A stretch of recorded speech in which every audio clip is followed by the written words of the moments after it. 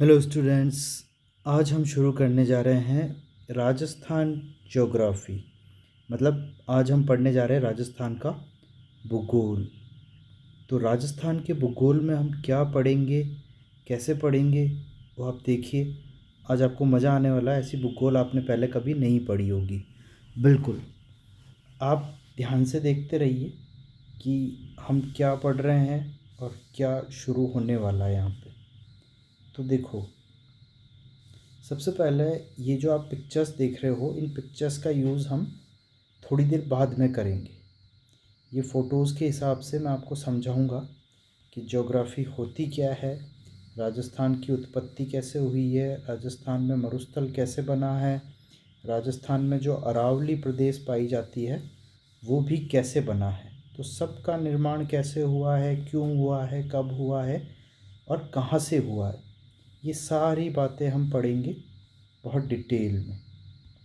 लेकिन उससे पहले हम थोड़ा सा राजस्थान के बारे में जान लेते हैं कि सबसे पहली चीज़ होती है राजस्थान का जो नामकरण है वो कैसे हुआ, और राजस्थान का नाम राजस्थान कहाँ सबसे पहले हमें सुनने को मिला और कहाँ से ये नाम आया है एक्चुअली। वो सब चीज़ों पर हम थोड़ी सी नज़र डालेंगे। आप तसल्ली से इस वीडियो को देखिए क्योंकि आपको बहुत नई चीज़ें यहाँ पे मिलने वाली है। जैसे मैं आपको बता देता हूँ कि आपने पढ़ा होगा कि राजस्थान शब्द कर्नल जेम्स टॉड की book the annals and antiquities of Rajasthan में मिलता है। और कर्नल जेम्स टॉड को आप घोड़े वाले बाबा बोलते हैं। तो मैं ये क्वेश्चन पूछता हूँ आपसे, इसका आंसर मैं वीडियो में बताऊँगा आपको। आप बताइए कि घोड़े वाले बाबा जो है कर्नल जेम्स टॉड, उनके घोड़े का नाम क्या है। तो आप सोचिए आराम से और इसके बारे में हम बात करते हैं आगे। और दूसरा क्वेश्चन मेरा ये है कि उनकी जो बुक थी the annals and antiquities of Rajasthan, उसके बाद उन्होंने उसके अलावा कोई और बुक भी प्रकाशित की है, कोई और बुक भी लिखी है, तो उसका नाम भी आप बताइए। बिल्कुल कमेंट करके बताइए। अगर आपको पहले से पता था तो भी मुझे बताइए, और अगर ये चीज़ें आपको नहीं पता है तो भी आप बताइए, ठीक है। और अगर नहीं पता है तो वीडियो में बने रहिए क्योंकि बहुत मज़ा आने वाला है। और यहाँ पे मैं बिल्कुल भागूंगा नहीं, आपको एक एक चीज़ समझाऊंगा। और जो लोग मतलब राजस्थान ज्योग्राफी के बारे में कुछ भी नहीं जानते, उन्हें तो यहाँ पे बहुत कुछ जानने को मिलेगा। और जो कुछ जानते हैं उन्हें भी बहुत सारी कुछ नई चीज़ें जानने को मिलेगी जो वो अब तक नहीं जानते थे। तो इसलिए आप पूरी वीडियो को देखिए। तो अब बात आती है कि राजस्थान का जो नामकरण हुआ है, राजस्थान को राजस्थान के नाम से जाना गया है।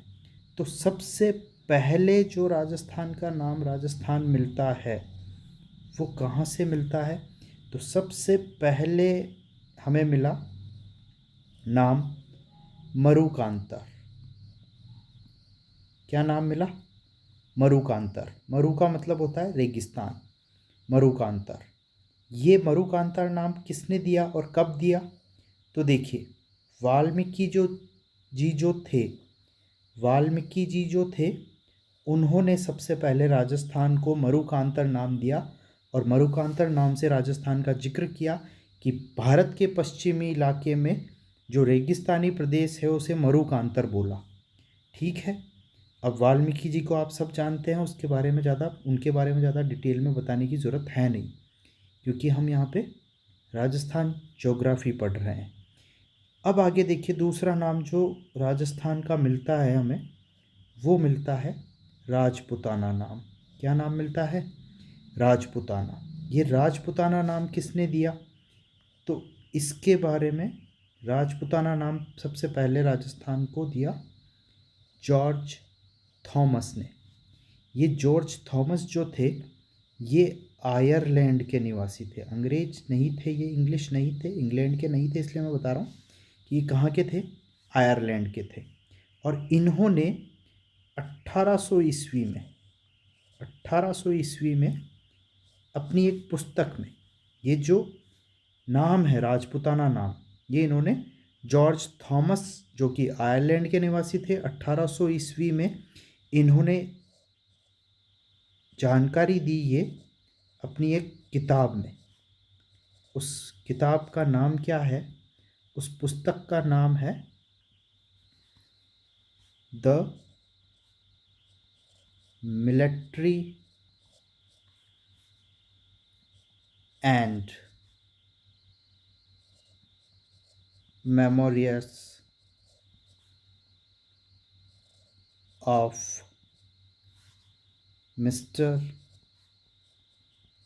George Thomas. क्या नाम है? The military and memorials of mister George Thomas. ये पुस्तक का नाम है जिस पुस्तक में हमें नाम मिलता है राजपूताना, क्योंकि इन्होंने यहाँ पे आके देखा कि यहाँ पे राजपूत सी राजपूत है, तो इन्होंने बोला राजपूताना है ये। और ये जो बुक है, इस बुक के जो लेखक है, राइटर है, उनका नाम भी कई बार एग्ज़ाम में पूछा जाता है। तो लेखक का नाम है, इस किताब के लेखक का नाम है विलियम फ्रैंकलिन। William Franklin. क्या नाम है? William Franklin. ठीक है, ये नाम हो गया। जो इस पुस्तक के लेखक है, राइटर है, उनका नाम क्या हो गया? William Franklin. ठीक है, अब हम आगे देखते हैं। देखिए, अब तीसरा नाम जो देखने को मिलता है हमें, तीसरा नाम जो देखने को मिलता है वो क्या है? वो है, तीसरा नाम आपको देखने को मिलता है राजस्थान। ये राजस्थान नाम कब देखने को मिला आपको? राजस्थान नाम देखने को मिला आपको सर्वप्रथम 1829 ईस्वी में। कब देखने को मिला आपको? 1829 ईस्वी में। सबसे पहले राजस्थान नाम किसने दिया? तो आप कहेंगे कर्नल जेम्स टॉड ने। किसने दिया? जिन्होंने ये टाडगढ़ बसाया है, कर्नल जेम्स टॉड ने 1829 ईस्वी में राजस्थान नाम सर्वप्रथम लिया। बताया कि इसका नाम क्या है, इस प्रदेश का नाम, जो कि भारत के पश्चिम प्रदेश में मरुस्थल है, मरुस्थलीय भाग जो है उसको नाम दिया राजस्थान। ठीक है, अब ये इस नाम की जानकारी हमें कहाँ से मिली? हमें कैसे पता चला कि भाई उन्होंने 1829 में इस नाम से राजस्थान को पुकारा है या नाम दिया है? तो ये चीज़ की सर्वप्रथम राजस्थान नाम किस किताब में लिखा उन्होंने? उस किताब का नाम था the annals and antiquities, antiquities of Rajasthan. क्या नाम था बुक का? The annals and antiquities of Rajasthan. तो ये बुक बहुत महत्वपूर्ण है, क्योंकि सर्वप्रथम जो राजस्थान नाम आज हमारा है, हमारे प्रदेश का नाम जो है राजस्थान, वो नाम सर्वप्रथम हमें इस बुक से मिलता है। जो बुक किसकी है? कर्नल जेम्स टॉड की। 1829 में इन्होंने ये बुक लिखी। ठीक है, अब देखिए बात आती है कि ये जो बुक है, ये इन्होंने, इसका लेखक कौन है? तो इसका जो लेखक है वो कर्नल जेम्स टॉड स्वयं है। उन्होंने खुद ने ही लिखी है, लेकिन लिखी उन्होंने खुद ने ही है, लेकिन जब बात आती है इस बुक की, कौन सी बुक की बात कर रहे हैं हम? The annals and antiquities of Rajasthan. ये नाम आपको याद होना चाहिए बिल्कुल, क्योंकि जीके में आप जितना याद करेंगे, जितना मेमोराइज़ करेंगे, आपके दिमाग में जितनी चीज़ें रहेंगी वही आपके लिए उपयोगी रहेगी सर्वाधिक। ठीक है, तो चीज़ें आपको याद होनी ही चाहिए। तो इसके लेखक का नाम क्या था? कर्नल जेम्स टॉड खुद ही लेखक थे। और जो संपादक थे इस पुस्तक के, संपादक का नाम भी कई बार पूछा जाता है, तो संपादक का नाम था विलियम क्रुक। क्या नाम था? William Crookes. ये विलियम क्रुक जो थे वो जेम्स टॉड के शिष्य थे। कौन थे? जेम्स टॉड के शिष्य थे जिन्होंने इस बुक का संपादन किया था। ठीक है, तो उस बुक के संपादक कौन थे? William Crookes. ये क्रुक कौन थे? कर्नल जेम्स टॉड के शिष्य थे।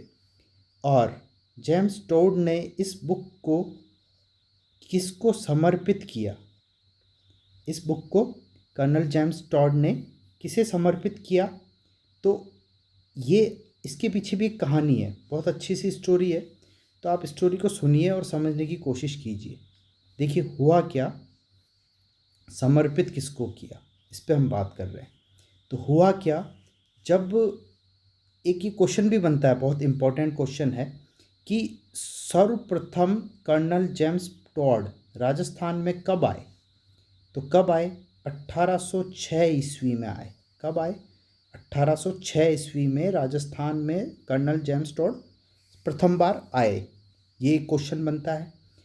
दूसरा क्वेश्चन बनता है कि कर्नल जेम्स टॉड राजस्थान में सर्वप्रथम कहाँ आए? तो कहाँ आए का उसका आंसर है मांडल में। 1806 में सर्वप्रथम राजस्थान में कहाँ पे आए थे? मांडल में। तो मांडल में आए, 1806 ईस्वी में मांडल में आए। और मांडल में इनकी मुलाकात होती है अपने गुरु, इनकी मुलाकात होती है यति ज्ञानचंद्र से। किससे मुलाकात होती है इनकी? यति ज्ञानचंद्र से, जिनको बाद में इन्होंने अपना गुरु बना लिया। जिनको बाद में इन्होंने अपना गुरु बना लिया। किसको गुरु बना लिया? यति ज्ञानचंद्र को, जो इनको मांडल में मिले 1806 में। सर्वप्रथम कर्नल जेम्स टॉड राजस्थान में कहाँ कब आए? 1806 में मांडल में आए। और किससे मिले? यति ज्ञानचंद्र से। और यति ज्ञानचंद्र को अपना गुरु बना लिया। और फिर ये जो पुस्तक इन्होंने लिखी, the annals and antiquities of Rajasthan, इस बुक को समर्पित किया इन्होंने अपने गुरु को। क्लियर हुई बात? स्टोरी सुनाऊंगा, आपको याद हो जाएगी। जीके आज से पहले ये सब बातें आपने याद नहीं की होगी, आसानी से याद हो जाएंगी। देखिए अब थोड़ा सा आगे चलते, फिर वापस से रिवाइज करेंगे हम। अब ये बात हो गई, अब आगे और देखते हैं हम। तो कर्नल जेम्स टॉड को आप लोग पढ़ते आए हैं घोड़े वाले बाबा। क्या नाम देते हैं? घोड़े वाले बाबा। और बोलते हैं कि इन्होंने घोड़े पे बैठ के पूरे राजस्थान को देखा, घूमे और फिर किताब लिख डाली राजस्थान पे। तो घोड़े पे बैठ के घूमते थे, इसलिए इन्हें घोड़े वाले बाबा के नाम से जाना जाता है। किस नाम से जाना जाता है? घोड़े वाले बाबा के नाम से। और अब क्वेश्चन आता है कि इनके घोड़े का नाम क्या था, जो कि मैंने शुरुआत में आपसे पूछा था। तो इनके घोड़े का नाम था अलबुर्ज। आपको आपकी कोचिंग में पढ़ाया गया या नहीं पढ़ाया गया, कोई फ़र्क नहीं पड़ता है। आप आज समझ पाएंगे यहाँ से कि उनके घोड़े का नाम क्या था? अलबुर्ज। और देखिए ये मैं बहुत डिटेल में चल रहा हूँ, क्योंकि चाहे आरएस का एग्ज़ाम हो, चाहे सीईटी का हो, चाहे कांस्टेबल का हो, चाहे पटवारी का हो, चाहे वीडियो का एग्ज़ाम हो, या फर्स्ट ग्रेड, सेकंड ग्रेड और रीट का एग्ज़ाम हो, आजकल कोई भी एग्ज़ाम हो, रीट मेंस का पेपर कैसा आया आपको पता है, सीईटी के पेपर कैसे आ रहे हैं आपको पता है, और जीके सब में एक जैसी आ रही है। तो आपको जीके बहुत डिटेल में पढ़ने की ज़रूरत है। ये वीडियो सबके लिए है। आप किसी भी एग्ज़ाम की तैयारी कर रहे हैं, आपको ये जीके, राजस्थान जीके अच्छे से पढ़नी पड़ेगी। तो हम बात करते हैं शुरू से, हमने इस वीडियो में क्या क्या देखा है। तो देखिए, मर्क्यूरी क्लासेस हमारा ब्यावर में चलता है, जो ब्यावर अभी डिस्ट्रिक्ट बन गया है। राजस्थान भूगोल की बात कर रहे हैं हम। मेरा नाम है अमित बालोटिया।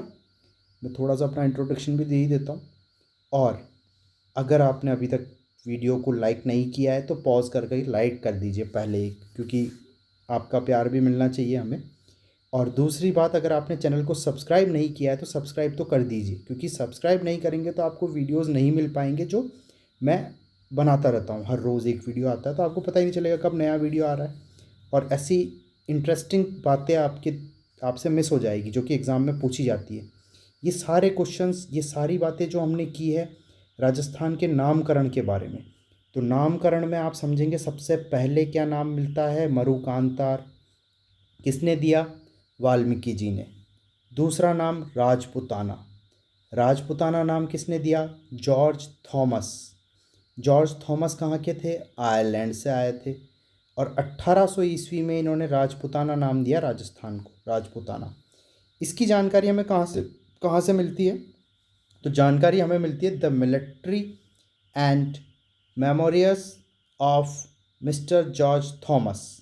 ये इनकी बुक का नाम था। इस बुक के लेखक का नाम विलियम फ्रैंकलिन। फिर नाम मिला हमें राजस्थान, कब जाके? 1829 में। किसने दिया? कर्नल जेम्स टॉड ने। जानकारी कहाँ से मिलती है हमें? The annals and antiquities of Rajasthan इनकी बुक है। बहुत फेमस बुक है राजस्थान के लिए। क्यों फेमस है? क्योंकि राजस्थान नाम जो अभी है वही नाम वहाँ से मिला सर्वप्रथम। ठीक है। अब इसके लेखक कौन थे? तो कर्नल जेम्स टॉड खुद इसके लेखक थे। संपादक इनके शिष्य थे। शिष्य का नाम क्या था? William Crookes. और मोस्ट इम्पॉर्टेंट चीज़, ये बुक इन्होंने किसको समर्पित की थी? तो 1806 में सर्वप्रथम कर्नल जेम्स टॉड राजस्थान में आए थे। 1806 ईस्वी में कहाँ पे आए थे? मांडल में। यहाँ पे ये किससे मिले? यति ज्ञानचंद्र से मिले, जिन्हें इन्होंने अपना गुरु बनाया। और इन्हीं को इन्होंने ये बुक को अपने गुरु को समर्पित की। कर्नल जेम्स टॉड, इनको घोड़े वाले बाबा के नाम से आप जानते हो, क्योंकि इन्होंने घोड़े पे बैठ के पूरे राजस्थान को देखा और राजस्थान का इतिहास लिख दिया।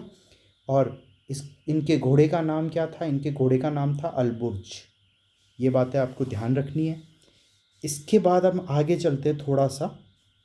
और अब देखिए, आपको एक छोटा सा नोट लगाना है। क्या लगाना है? एक नोट लगाना है। ये 1000 रुपये का नोट। तो नोट लगाएंगे आप और नोट में लिखेंगे 1829 ईस्वी में कर्नल जेम्स टॉड ने प्रसिद्ध ग्रंथ, या आप पुस्तक बोल दीजिए, ग्रंथ या पुस्तक। क्या नाम था पुस्तक का? Annals and antiquities of Rajasthan का, इस बुक का प्रथम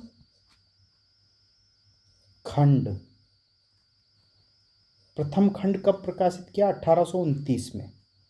तथा 1832 में, 1832 ईस्वी में द्वितीय खंड, इसी पुस्तक का द्वितीय खंड निकाला, द्वितीय खंड प्रकाशित किया। ठीक है। अब ये चीज़ मेरे हिसाब से आपके लिए नई है कि इस पुस्तक को इन्होंने 2 खंड में प्रकाशित किया था। पहला खंड कब निकला था? 1829 में। और दूसरा खंड कब निकला था? 1832 ईस्वी में। समझ पा रहे हैं आप? ये बात हो गई। फिर क्या हुआ? अचानक से 17 नवंबर 1935 को, 32 के बाद 35 को टॉड सर की जो है मृत्यु हो जाती है। मृत्यु हो गई। और इनकी मृत्यु के बाद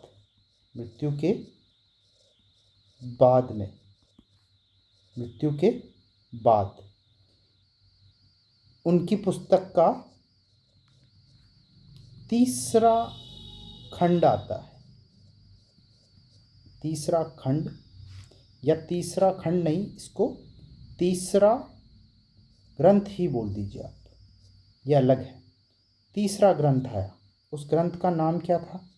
ये इम्पोर्टेंट चीज़ है। उस ग्रंथ का नाम क्या था? तो देखिए क्या नाम था।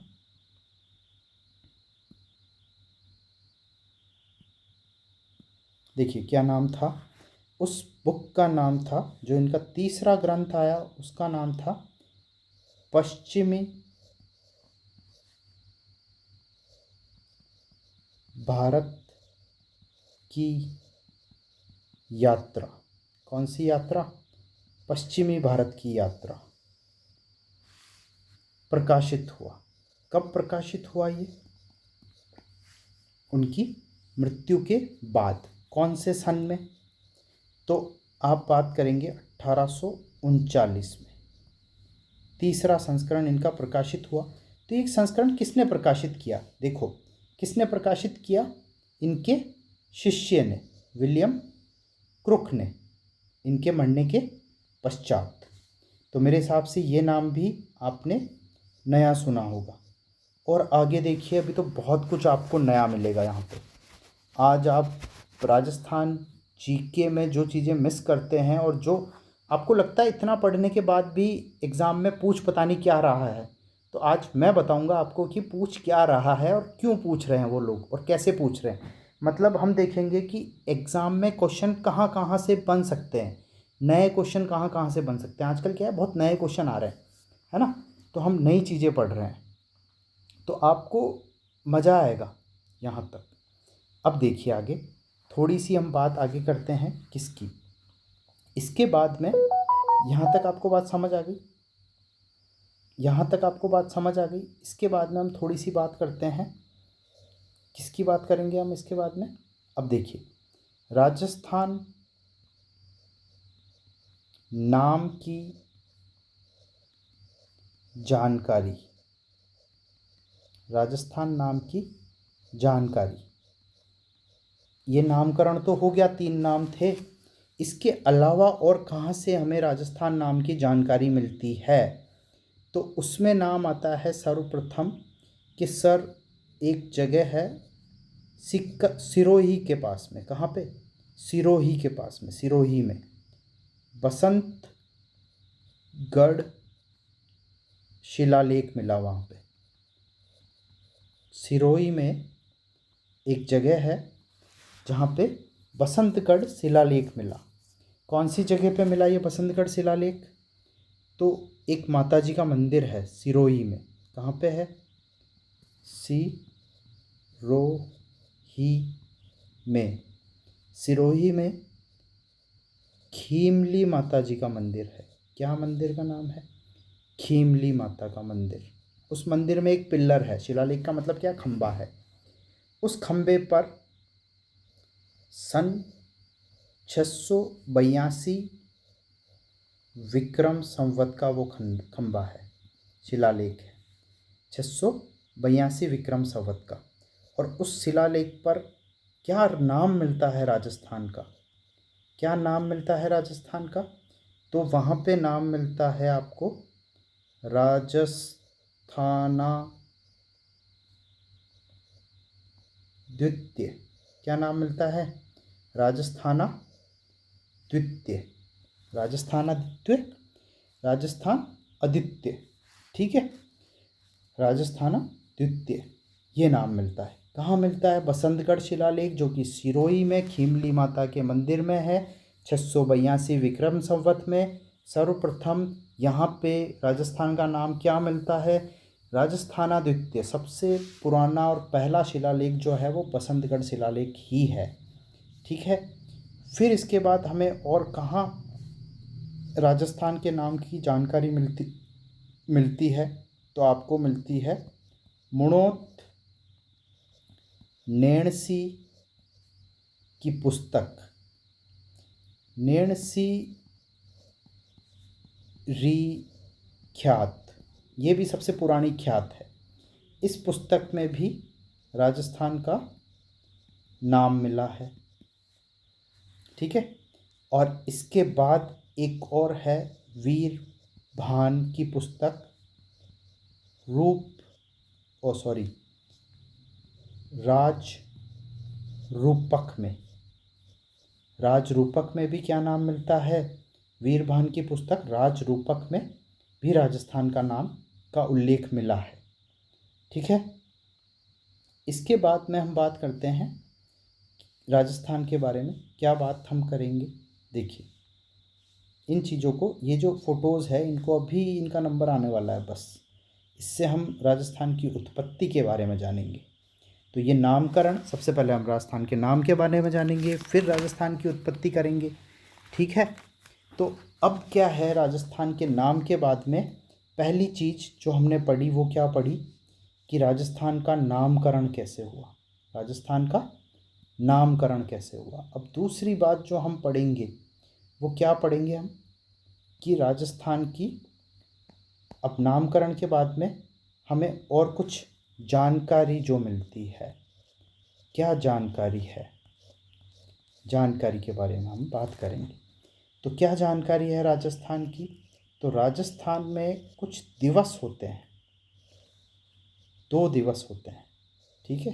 कितने दिवस होते हैं? 2 दिवस होते हैं। एक तो होता है राजस्थान दिवस। देखिए कुछ भी नहीं छोड़ूंगा मैं, सारी चीज़ें जो एग्ज़ाम में आज तक पूछी गई है या पूछी जा सकती है सब पर हम बात कर लेंगे। राजस्थान स्थापना दिवस। इस वीडियो को देखने के बाद आपको लगेगा कि ज्योग्राफी में आप बहुत कुछ सीख चुके हैं राजस्थान ज्योग्राफी में। तो राजस्थान दिवस कब मनाया जाता है? तो आप कहेंगे सर 30 मार्च को। कब मनाया जाता है? 30 मार्च को। और राजस्थान स्थापना दिवस कब मनाया जाता है? तो ये दोनों अलग अलग है। आप कहेंगे सर ये अलग अलग है क्या? अच्छा, तो 1 नवंबर को। कब मनाया जाता है राजस्थान स्थापना दिवस? 1 नवंबर को। तो राजस्थान दिवस 30 मार्च को और राजस्थान स्थापना दिवस 1 नवंबर को। मैंने कहा ना आपको बहुत सारी चीज़ें नई नई मिलेगी, अच्छी अच्छी मिलेगी, और आपने कभी पढ़ा होगा और देखा होगा।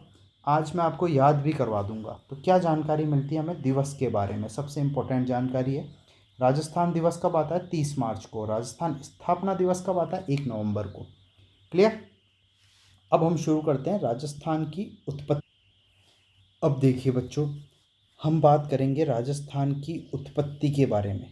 राजस्थान की उत्पत्ति कैसे हुई, कहाँ से हुई, कब हुई? तो देखिए सर्वप्रथम कई साल पहले जब पृथ्वी की उत्पत्ति हुई तब से हम बात करेंगे।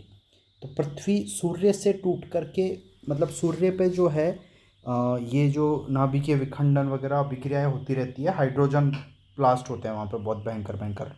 जो हाइड्रोजन है और हीलियम है वो बहुत ज़्यादा है सूरज पे, तो वो अभिक्रिया करके विस्फोट करते रहते हैं वहाँ पे। तो इसलिए सूरज आग से जलता रहता है हमेशा, और सूर्य में से ही टूट के पृथ्वी और सारे ग्रह बाहर निकले हैं। तो जब पृथ्वी टूट के बाहर निकली तो एक आग का गोला थी। तो आग का गोला जब बाहर निकला तो जलता हुआ गोला कई सालों तक जलता रहा। फिर वहाँ पे कहीं से ऑक्सीजन मिली उन्हें, और ये ऑक्सीजन भी कहाँ से मिली? तो उसके लिए हम भगवान को मानते हैं कि हाँ कुछ ऐसी शक्ति थी जहाँ से ऑक्सीजन मिली। हाइड्रोजन तो पहले से थी, और H2O मिला और पानी की बूंद पड़ी उस पर, कुछ बूंदे पानी की पड़ी। तो गर्म तवे पे जब भी आप पानी की बूंदें डालते हैं तो वो एकदम से भाप बन के उड़ती है, और भाप बन के वापस ऊपर गई, ठंडी हुई, और ऐसा बरसात होती रही कई सालों तक। तो बरसात होती रही तो पृथ्वी पे पानी पानी भर गया, सब जगह पे पानी पानी। फिर उस पानी में से कुछ टाइम बाद में थोड़ा सा भूभाग बाहर निकल के आया, दिखने लगा, जिसे हमने बोला स्थलीय भाग। स्थलीय भाग, उस स्थलीय भाग को हमने नाम दिया, क्या नाम दिया हमने? पैंजिया। क्या नाम दिया हमने? पैंजिया। पैंजिया। क्या नाम दिया आपने? पैंजिया।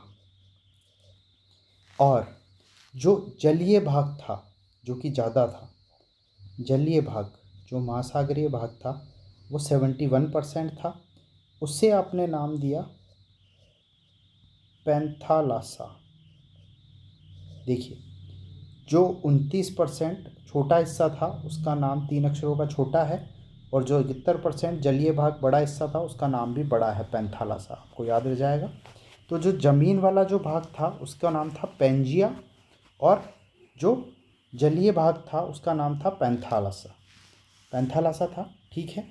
अब ये जो पैंजिया था, इस पैंजिया के धीरे धीरे 2 टुकड़े हो गए।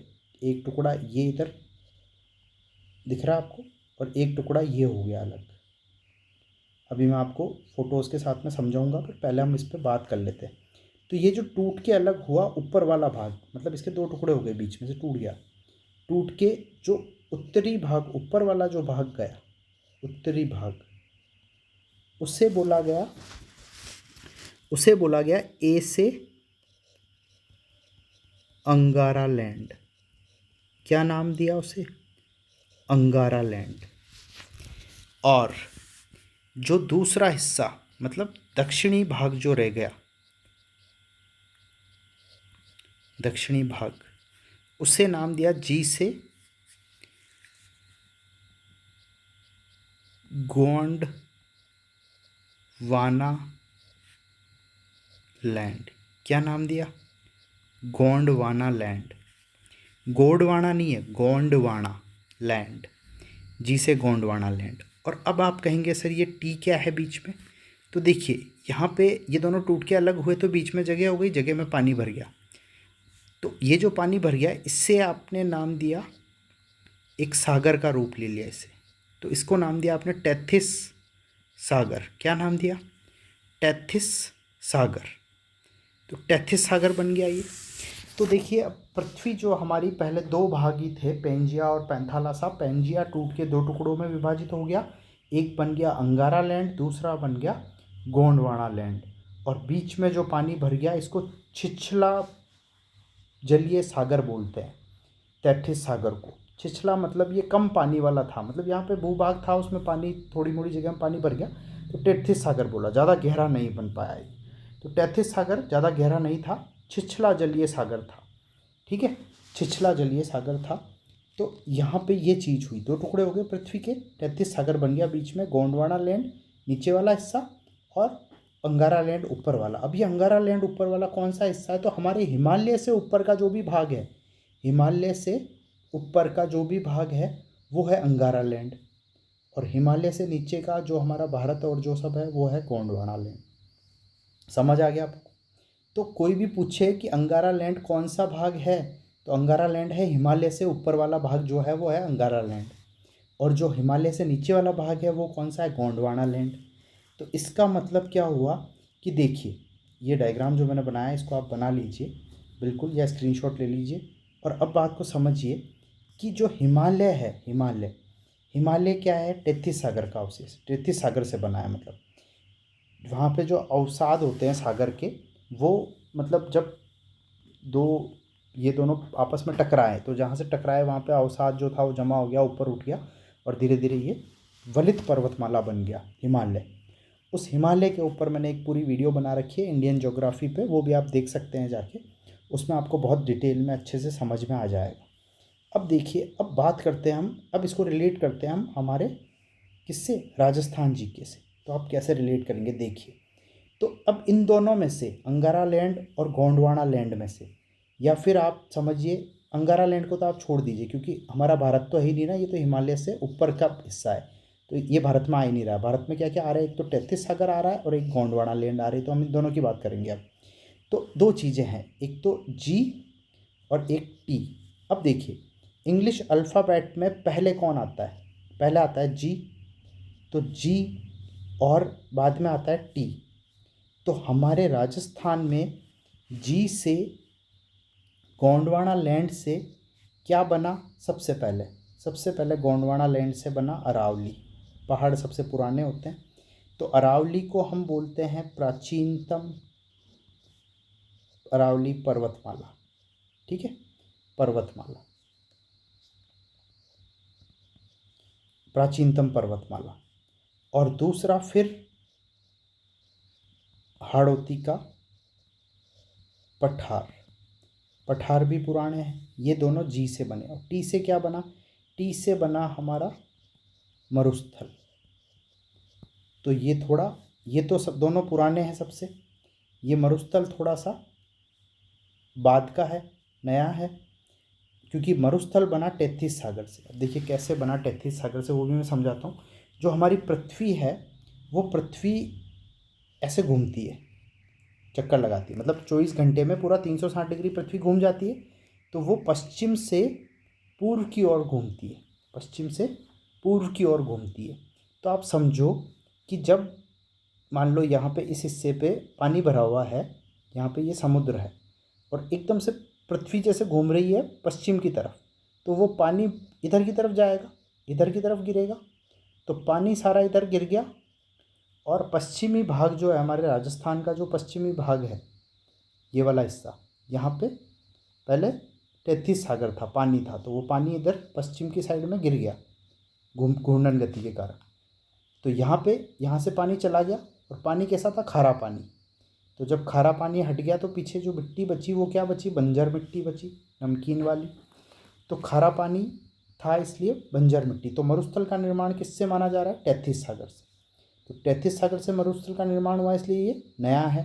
अरावली गोंडवाना लैंड से बनी है तो प्राचीन है, और हाड़ौती का पठार भी प्राचीन है। अब देखिए इससे भी नया क्या है? मैदान।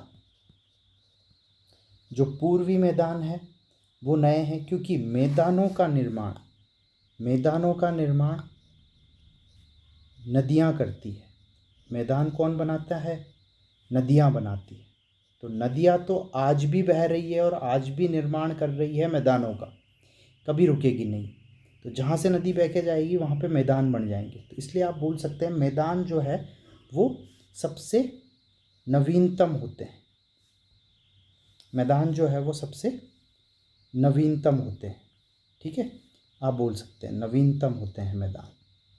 मैदान सबसे नए होते हैं। तो नवीनतम क्या होंगे? मैदान। क्यों? क्योंकि इनका मैदानों का निर्माण कौन करता है? नदियाँ करती है। मैदानों का निर्माण कौन करता है? नदियाँ करती है। अब देखिए, अब हम बात को समझते हैं डायग्राम से। तो ये जो डायग्राम दिख रहा है आपको, इसको देखिए, समझिए। यहाँ पे ये बोला है कि ये जो ओशियन वाला भाग है इसको बोला है पैंथालासा। हमने बता दिया आपको, दोनों तरफ पानी जो भरा है पानी को बोला पैंथालासा। और ये ऊपर वाला जो उत्तरी भाग है इसको बोला अंगारा लैंड, और जो दक्षिणी भाग है उसको बोला गोंडवाना लैंड। अब देखो गोंडवाना लैंड में क्या क्या आ रहे हैं? साउथ अमेरिका, अफ्रीका, ऑस्ट्रेलिया और इंडिया और अंटार्कटिका। इसीलिए गोंडवाना लैंड को जो है आप बोलते हैं इंडो ऑस्ट्रेलियन प्लेट्स। जब प्लेट विवर्तन का सिद्धांत भी हम पढ़ेंगे, ठीक है, उसमें ये बात करेंगे। अभी हम ज़्यादा बात नहीं करें क्योंकि अभी हम राजस्थान ज्योग्राफी पढ़ रहे हैं। फिर भी मैं थोड़ा सा बता देता हूँ, इनको इंडो ऑस्ट्रेलियन प्लेट्स भी बोलते हैं। गोंडवाना लैंड को दूसरा नाम है, पूछ लेता कई बार। और जो अंगारा लैंड है वो बना है नॉर्थ अमेरिका यूरोप से। यूरोप और नॉर्थ अमेरिका, इसलिए अंगारा लैंड को आप यूरेशिया भी बोलते हैं। यूरेशिया, यूरोप और एशिया वाला भाग, यूरोप और एशिया से मिलकर बना है। मैंने कहा ना, हिमालय से ऊपर वाला जो एशिया है वो सारा अंगारा लैंड में चला गया, तो इसको बोला यूरेशिया और इसको बोला इंडो ऑस्ट्रेलियन प्लेट। तो यूरेशियन प्लेट और इंडो ऑस्ट्रेलियन प्लेट, क्लियर। और ये जो बीच में जो पानी भर गया इसको क्या बोला? टेथिस सागर। टेथिस सागर बोला, टेथिस सी, क्लियर। तो अब देखिए, अब हम बात करते हैं कि आप जो एग्ज़ाम देने जाते हैं उसमें क्वेश्चन क्या आता है। तो सबसे पहले क्वेश्चन आता है कि राजस्थान का निर्माण कैसे हुआ? राजस्थान का निर्माण, हाँ। तो अब देखिए बच्चों, हम क्या पढ़ने जा रहे हैं? अब हम पढ़ने जा रहे हैं राजस्थान का निर्माण। तो राजस्थान का निर्माण कैसे हुआ, हम इस पे बात करेंगे। राजस्थान का निर्माण कहाँ से हुआ? तो राजस्थान के निर्माण में सबसे पहले हमें समझना होगा, जैसा कि हमने समझा है, पूरा भारत कहाँ आ रहा है? गोंडवाना लैंड में। तो ऑब्वियस सी बात है, पूरा भारत गोंडवाना लैंड में है, तो राजस्थान भी गोंडवाना लैंड का हिस्सा ही होगा। तो राजस्थान की उत्पत्ति कहाँ से हुई है? एक तो गोंडवाना लैंड से, और दूसरा जो हमने ऊपर देखा कि रेगिस्तान जो है, थार का मरुस्थल जो है वो टेथिस सागर से बना है।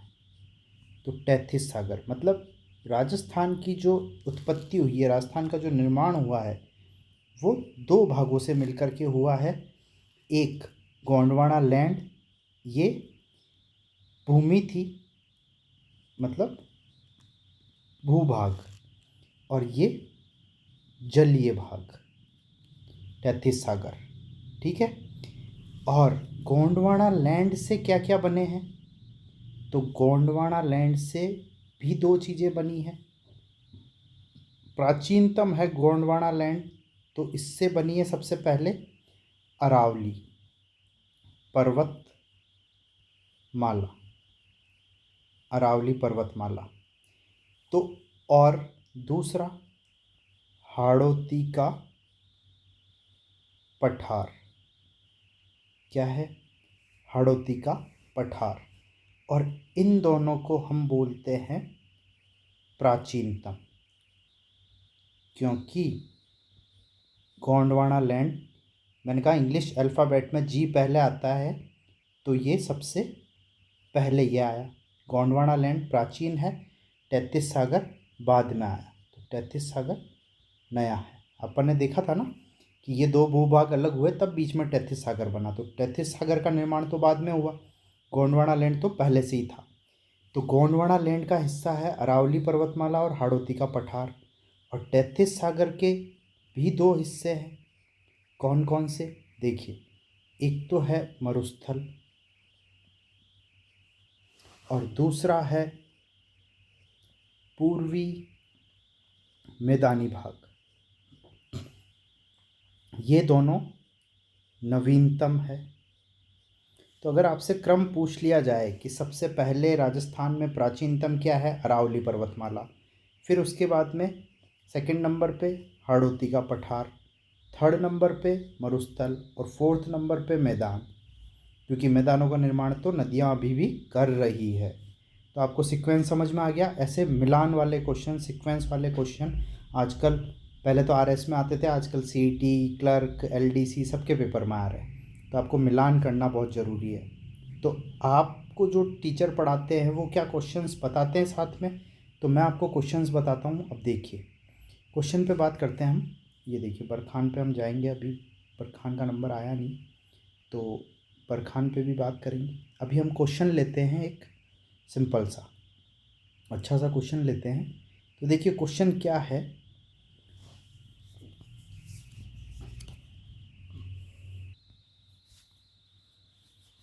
तो देखिए बच्चों, आप समझिए कि हमने अभी तक क्या बात की है।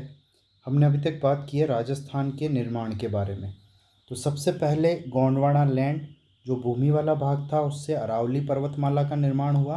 तो अरावली पर्वतमाला राजस्थान में सबसे प्राचीनतम मानी गई है, सबसे पुरानी है।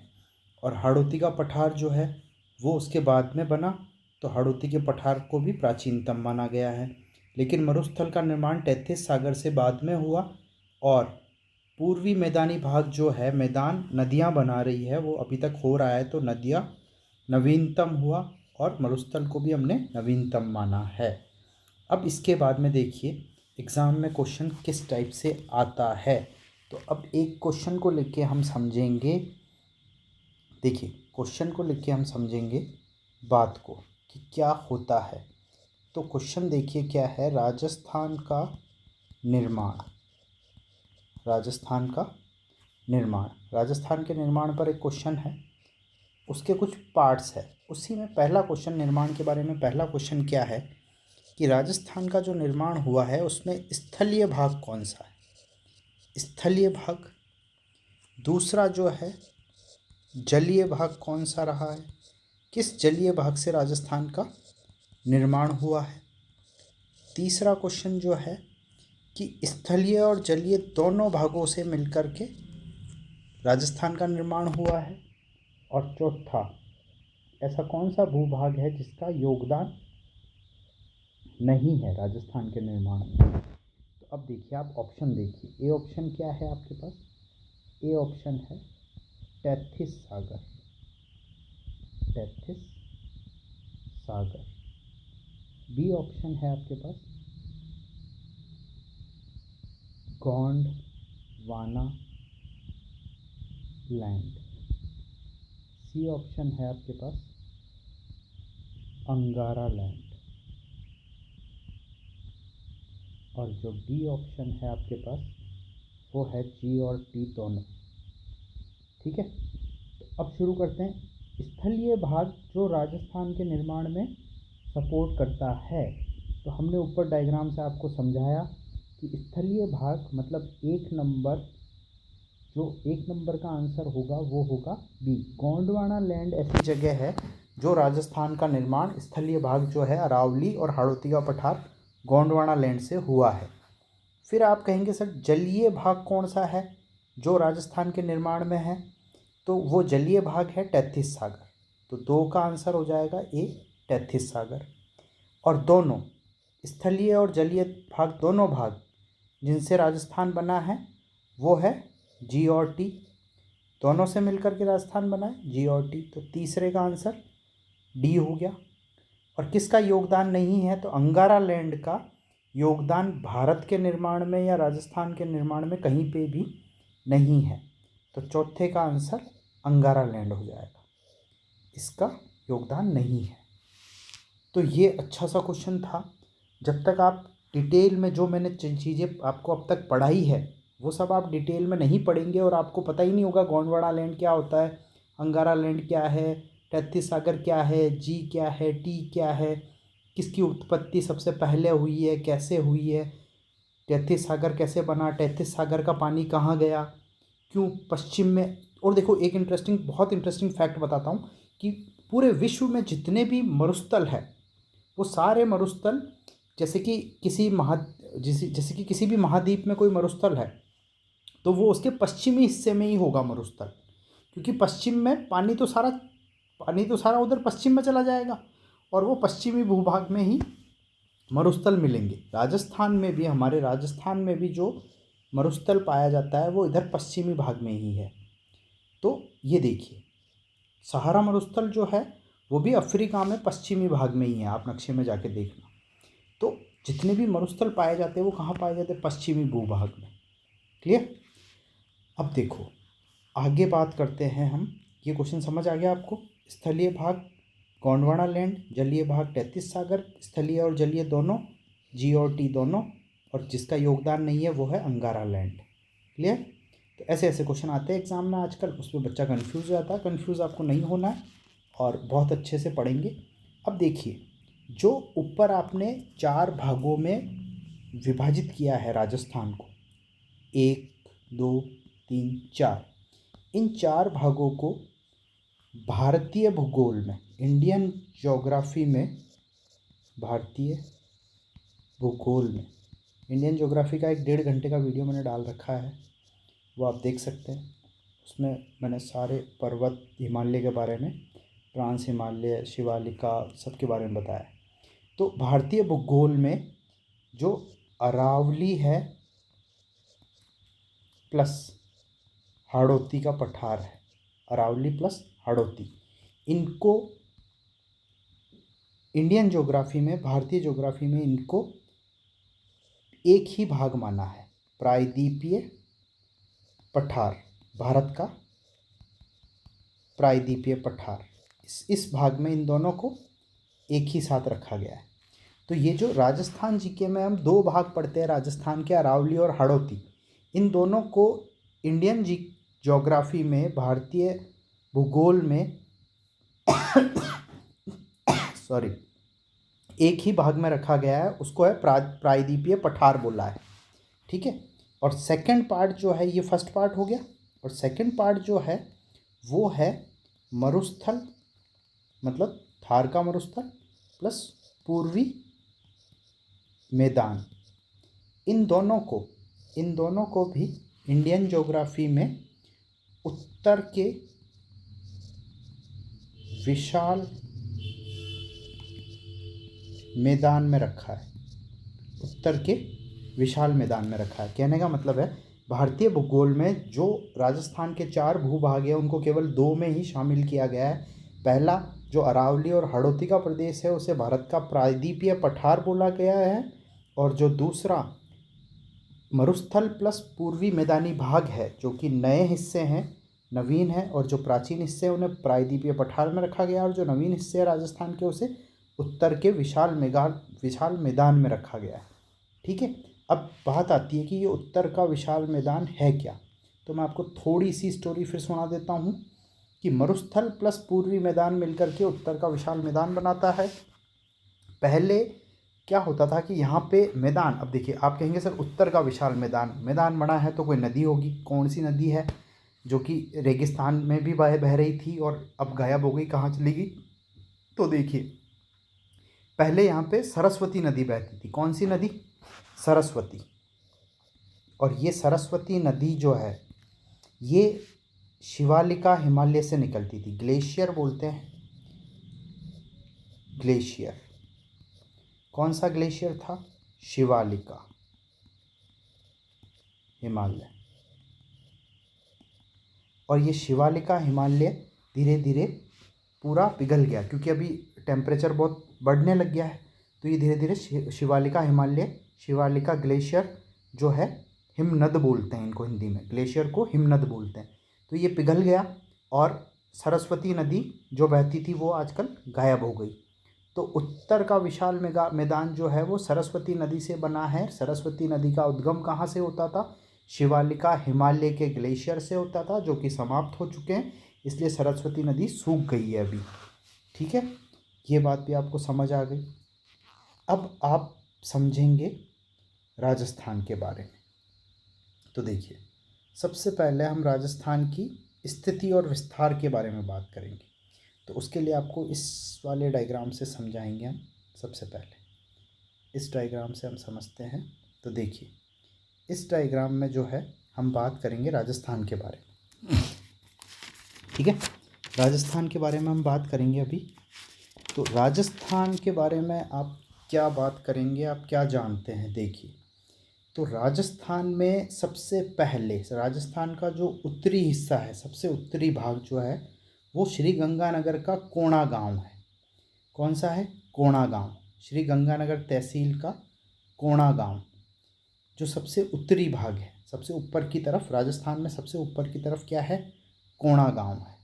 कोणा गांव है राजस्थान में सबसे उत्तरी भाग में। ठीक है, और यहाँ से जो है ये अपने हड़ौती का क्षेत्र निकल कर के आता है, और ऐसा राजस्थान का आपके मैप मिलता है। वाह, बन गया ढंग से ये तो ये चीज़ हो जाएगी। ये क्या हो गया?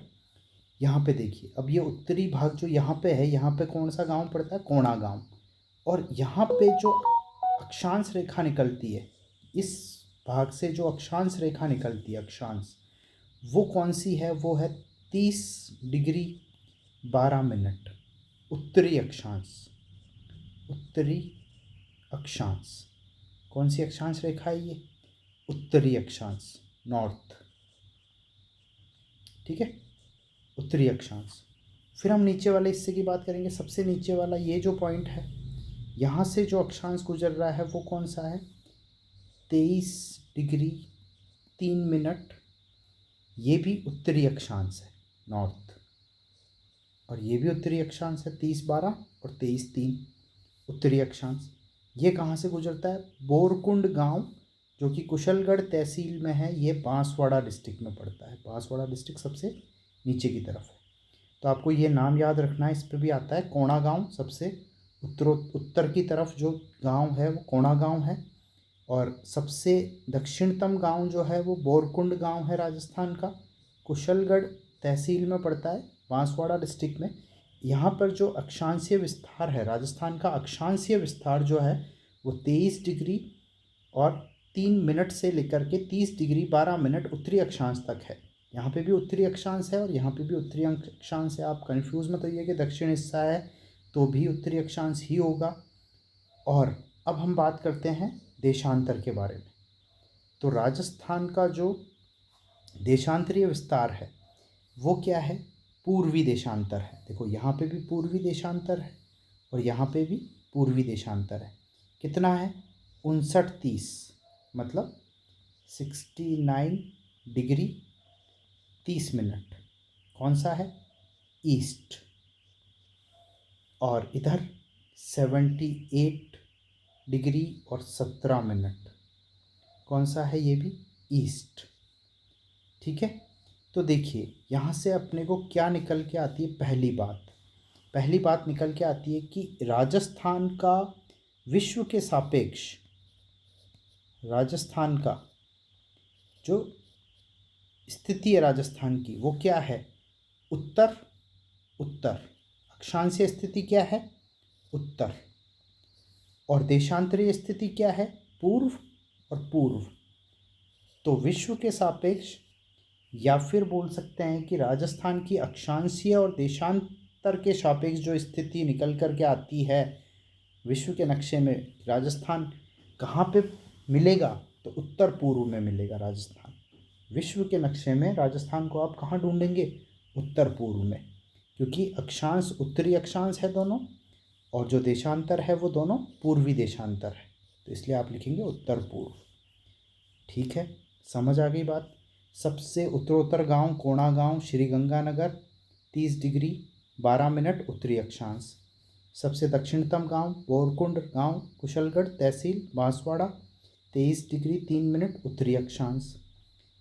फिर इधर आ जाते हैं, सबसे पूर्वोत्तर गांव कौन सा है? जैसलमेर। जैसलमेर का कटरा गांव जैसलमेर में कितना है? 59 डिग्री 30 मिनट। फिर इधर पश्चिम में सबसे पश्चिमतर गांव कौन सा है? सिलाना गांव धौलपुर में पड़ता है, राजाखेड़ा तहसील में 78 डिग्री 17 मिनट पूर्वी देशांतर। ठीक है, तो ये अक्षांशीय विस्तार और देशांतरीय विस्तार हो गया राजस्थान का। अब देखिए राजस्थान में यहाँ से यहाँ तक राजस्थान की जो लंबाई है वो कितनी है? 869 किलोमीटर। 869 किलोमीटर। और जो राजस्थान की चौड़ाई है वो कितनी है? 826 किलोमीटर। तो लंबाई चौड़ाई में लगभग राजस्थान बराबर ही है, थोड़ा सा ही डिफरेंस है। तो लंबाई चौड़ाई दोनों को आप ध्यान में रखिए।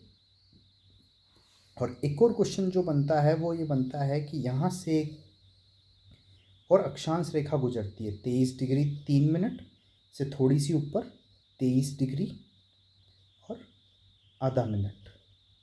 ठीक है, 23.5 डिग्री उत्तरी अक्षांश। ये जो 23.5 डिग्री उत्तरी अक्षांश है इसको हम बोलते हैं कर्क रेखा। ये कर्क रेखा कहाँ से गुजरती है? बांसवाड़ा से। और थोड़ा सा हिस्सा इसका डूंगरपुर से भी गुजरता है। कर्क रेखा बांसवाड़ा और डूंगरपुर दोनों जगह से गुजरती है। ज़्यादा कहाँ से गुजरती है? बांसवाड़ा से। और थोड़ा सा हिस्सा डूंगरपुर में भी जाता है। तो ये चीज़ें आपको ध्यान रखनी है। क्लियर? और देखिए बहुत सिंपल ढंग से मैंने आपको समझाया है और यहाँ पे जो चीज़ें थी सारी लिखी हुई है। आप इसका स्क्रीनशॉट ले लीजिए, इसलिए मैं ये सब साफ़ कर रहा हूँ ताकि आप स्क्रीनशॉट ले लीजिए इसका, क्योंकि पहले से ही बहुत क्लियरिटी के साथ में ये डायग्राम बना हुआ है। और इसका आप स्क्रीनशॉट ले लीजिए और आप याद कर लीजिए इनको। क्लियर? कौन सा गांव है? तो देखो उत्तर में कोणा गांव, नीचे बोरकुंड, इधर कटरा गांव जैसलमेर और इधर सिलाना गांव धौलपुर। और ये अक्षांश ये विस्तार और देशांतरीय विस्तार आपको याद होना चाहिए। लंबाई और चौड़ाई भी आपको पता होनी चाहिए राजस्थान की। यही चीज़ें हैं राजस्थान के विस्तार के बारे में बात कर ली हमने। अब हम देखते हैं राजस्थान का थोड़ा सा नक्शा। तो अब हम ये वाला नक्शा देखते हैं पहले। तो इस नक्शे में हम देखेंगे क्या है स्पेशल। देखिए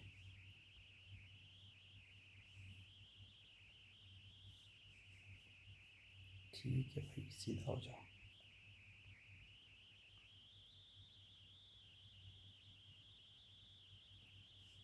ठीक है, कोई दिक्कत नहीं। तो देखो उत्तरी अक्षांश 30 डिग्री 12 मिनट, 30 डिग्री 12 मिनट। उत्तरी अक्षांश 23 डिग्री 3 मिनट, ये इस पर हमने बात कर ली। पूर्वी देशांतर 78 17 और 59 30 पूर्वी देशांतर। ये तो अक्षांशीय और देशांतरीय विस्तार हो गया राजस्थान का। लंबाई हो गई 869, चौड़ाई हो गई 826। ठीक है, अब बात को समझो आप कि अंतर्राष्ट्रीय सीमा राजस्थान अंतर्राष्ट्रीय सीमा लगाता है कितना? 1070 किलोमीटर राजस्थान अंतर्राष्ट्रीय सीमा लगाता है। राजस्थान का कौन सा जिला? देखो जैसलमेर जिला जो है वो 464 किलोमीटर अंतर्राष्ट्रीय सीमा लगाता है। बीकानेर 168 किलोमीटर, श्रीगंगानगर 210 किलोमीटर अंतर्राष्ट्रीय सीमा लगाता है। टोटल मिलाकर के 1070 किलोमीटर अंतर्राष्ट्रीय सीमा लगती है टोटल। इधर से बाड़मेर भी लगाता है 228 किलोमीटर, ये भी है। समझ पा रहे हैं आप? तो इतने किलोमीटर्स जो है अंतर्राष्ट्रीय सीमा लगती है राजस्थान की। और पाकिस्तान के 9 ज़िलों के साथ राजस्थान के 4 ज़िलों की सीमा लगती है। 1 2 3 और 4 ज़िले ये पाकिस्तान के 9 ज़िलों के साथ सीमा लगाते हैं। कितने ज़िलों के साथ? 9 ज़िलों के साथ। फिर हम अंदर बात करते हैं तो राजस्थान पंजाब से टच में है, हनुमानगढ़। हरियाणा से टच में है अलवर। उत्तर प्रदेश यूपी से टच में है, भरतपुर और धौलपुर। मध्य प्रदेश से टच में है, फिर से धौलपुर। धौलपुर ऐसा राज्य है जो यूपी और एमपी दोनों को टच करता है, ठीक है। तो ये आपको ध्यान रखना है। चित्तौड़ भी मध्य प्रदेश बॉर्डर पे है, झालावाड़, बारा, ये सब मध्य प्रदेश बॉर्डर पे है, बिल्कुल एमपी के बॉर्डर पे है। और इधर गुजरात आ जाता है। तो 1 2 3 4 5 5 राज्यों से सीमा लगाता है राजस्थान, 5 राज्य। और इधर पाकिस्तान। तो पाकिस्तान के 9 ज़िलों के साथ में राजस्थान के 1 2 3 4 ज़िले सीमा बनाते हैं। क्लियर। इसके बाद हम आगे और देखते हैं डिटेल में क्या चीज़ है। ये देखिए यहाँ पे भी यही बता रखा है, पाकिस्तान, फिर इधर पंजाब, हरियाणा, उत्तर प्रदेश, मध्य प्रदेश और गुजरात। और ये कर्क रेखा गुजर रही है जो मैंने आपको बता दिया। कर्क रेखा कहाँ से गुजर रही है? बांसवाड़ा और डूंगरपुर। क्लियर। ये चीज़ आपको ध्यान रखनी है। अब देखिए एक बात हम करते हैं, जैसे कि ये राजस्थान है, ये राजस्थान है। तो यहाँ पे ये जो लाइन काट रही है, जैसे कि ऐसे ले लीजिए, तो ये जो बीच वाला पॉइंट हुआ, इसको बोलते हैं राजस्थान का मध्य गांव। मध्य गांव। तो क्वेश्चन आता है राजस्थान का मध्य गांव कौन सा है? तो ये मतलब आपको पता है तो बहुत अच्छी बात है, आप बहुत इंटेलिजेंट है। और अगर आपको नहीं पता है तो भी कोई दिक्कत नहीं है, पर दिक्कत उनके साथ है जिनको गलत पता है, जिन्होंने कुछ गलत पढ़ लिया या जिनको किसी ने कुछ गलत बता दिया है, तो उनके साथ बहुत दिक्कत है। तो राजस्थान का जो मध्य गांव है, वो मध्य गांव कौन सा है? तो देखिए बच्चे, अगर आपके दिमाग में मध्य गांव सुनते ही नाम आता है कौन सा? मकराना का। तो मकराना बिल्कुल भी नहीं है, मकराना को दिमाग से निकाल लीजिए। जो मध्य गांव है वो है, मकराना नहीं है, वो है गगराना। कौन सा है? गगराना। ये कहाँ है? नागौर में। ये राजस्थान का मध्य गांव है, नागौर का गगराना है, मकराना नहीं है। मध्य गांव है गगराना। इसको आप बिल्कुल अपने दिमाग में बिठा लीजिए। मैंने कहा जिसको पता नहीं है कोई दिक्कत नहीं, आज पता चल गया गगराना है। और जिसको पता है वो तो अच्छी चीज़ है, और जिसको गलत पता है वो मकराना। अगर आपको पता है तो मकराना तो आप दिमाग से निकाल दो, मकराना नहीं है, गगराना है। और ये गगराना कैसे है मध्य गांव? तो देखिए सैटेलाइट सर्वे से अभी पता चला है कि गगराना सबसे मिड पॉइंट है राजस्थान का, बीच का गांव है, मध्य गांव है। और पहले जो हम अक्षांश और देशांतर के हिसाब से नापते थे, पुराना जो है वो कौन सा था? सैटेलाइट सर्वे से पता चला है नया मध्य गांव, अभी लेटेस्ट गगराना है। आंसर आएगा, क्वेश्चन आएगा, आपको गगराना ही टिक करना है। लेकिन पुराना जो मध्य गांव था वो कौन सा था? वो था आपके लापोलाई।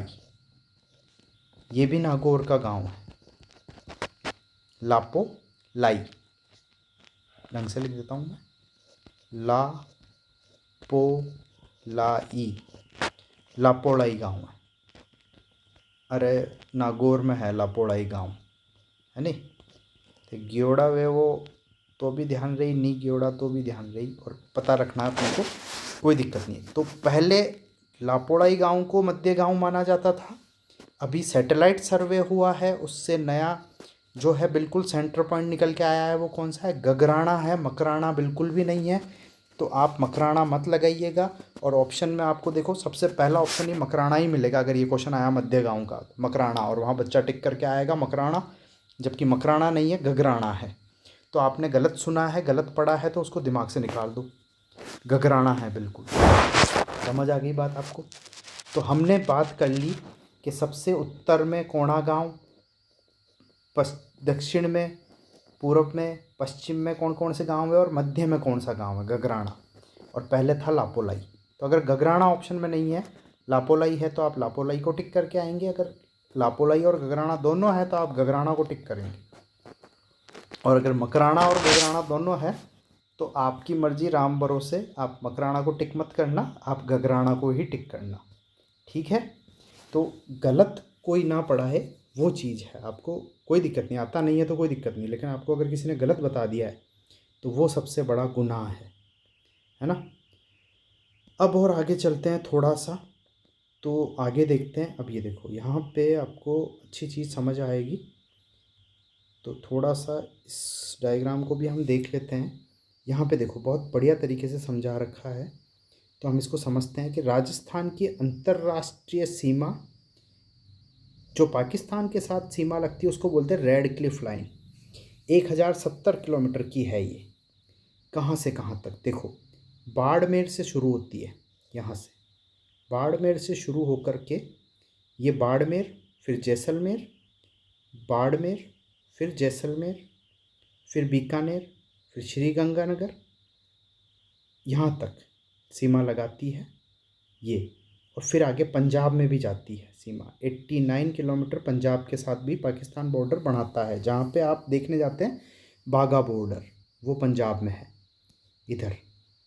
तो पंजाब में केवल 89 किलोमीटर पाकिस्तान की बॉर्डर है। बाकी ज़्यादातर बॉर्डर जो है वो कहाँ पे है, राजस्थान के साथ। कहाँ पे, Sriganganagar 210 kilometre, Bikaner 168 kilometre, Jaisalmer 464 kilometre और बाड़मेर 228 किलोमीटर पाकिस्तान के बॉर्डर बनाता है।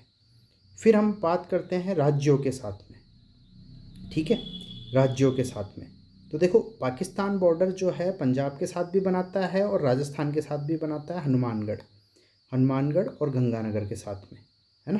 पंजाब बनाता है बॉर्डर, फिर हरियाणा बनाता है राजस्थान के साथ, फिर यूपी, फिर एमपी मध्य प्रदेश और गुजरात 1022 किलोमीटर। इसमें भी क्वेश्चन कभी कभी बन जाता है कि राजस्थान के साथ कौन सा राज्य है जो सबसे बड़ी सीमा बनाता है अंतर्राज्य। तो मध्य प्रदेश आएगा, 1600 किलोमीटर। मध्य प्रदेश सबसे ज़्यादा सीमा बनाता है राजस्थान के साथ, तो ये आप ध्यान रखिए, ठीक है। और यहाँ से जो है कर्क रेखा गुजरती है इससे। तो बांसवाड़ा के साथ में ज़्यादा कर्क रेखा का एरिया है और डूंगरपुर के साथ थोड़ा सा ही है। समझ आई बात। तो ये चीज़ भी आपको ध्यान रखनी है।